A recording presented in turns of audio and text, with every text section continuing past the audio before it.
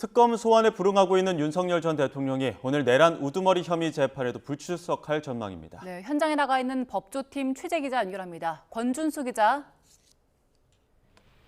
네, 내란 특검 사무실 앞입니다. 네, 재판이 10시 15분 시작인데 윤 전 대통령 오늘 내란 재판에도 나오지 않기로 했다고요? 네, 법정의 모습을 드러내지 않았습니다. 윤 전 대통령이 재판에 출석하려면 서울구치소에서 30-40분 전쯤에 출발했어야 하지만 나가지 않겠다는 의사를 밝힌 것으로 확인됐고요. 지금 법원 안에서도 윤 전 대통령의 모습은 보이지 않는 걸로 확인됐습니다.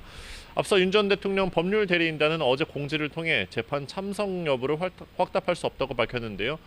법원에 불출석 사유서를 제출하진 않았고 오늘 법원에 오면서도 이 사유와 관련해서는 좀 이따 이제 법정 안에서 밝히기로 했습니다.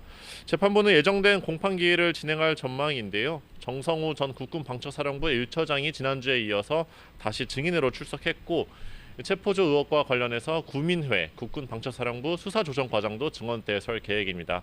윤 전 대통령 지난 10일 재구속된 이후 건강상 이유를 들며 당일 예정됐던 재판에도 불출석했습니다. 재판부는 오늘도 증인신문만 진행할 것으로 보입니다.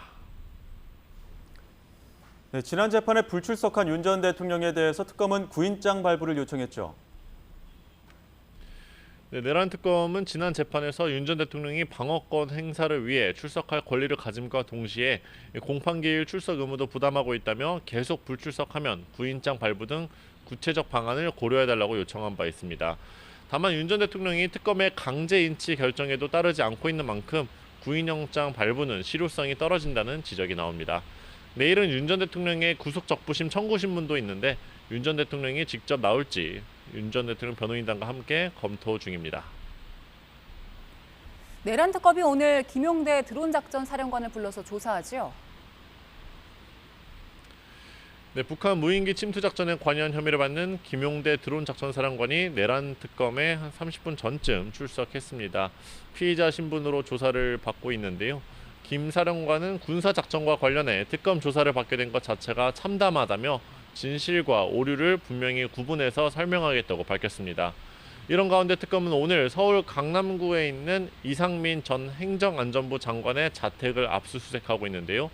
이 전 장관은 지난해 12월 비상계엄 선포 당시 일부 언론사에 대한 단전과 단수를 지시했다는 의혹 등을 받습니다. 네, 최상병 특검 상황도 알아보겠습니다. 오늘 김계환 전 해병대 사령관 다시 조사하는 겁니까?